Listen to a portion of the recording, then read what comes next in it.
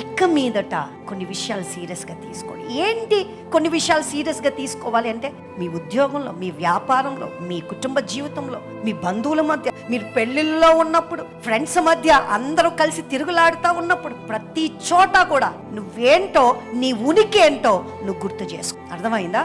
మర్చిపోకు, సీరియస్గా తీసుకో. షుగర్ పేషెంట్ కాఫీ కావాలా అంటే షుగర్ వేయద్దమ్మా ముందే చెప్పేస్తారు కదా.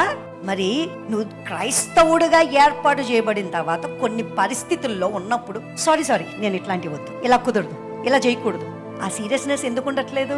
డాక్టర్ చెప్పిన మాటకే సీరియస్గా తీసుకుని నీ షుగర్ 200 300 పెరిగిపోద్దేమోనన్న భయంతో అంతగా నువ్వు అని చెప్పేస్తున్నావే. మరి దేవుడు జాగ్రత్తగా ఉండు అంటున్నాడండి. అంటే ఏం మాట్లాడుతున్నావు, ఎలా ఉంటున్నావు, ఎలా ఉద్యోగం చేస్తున్నావు, కుటుంబంలో బాధ్యతలు ఎలా నెరవేరుస్తున్నావు, ఇంకెంత సీరియస్గా తీసుకోవాలి? గడిచిన కాలం ఎలా ఉన్నాం వదిలేయండి. ఇక మీదట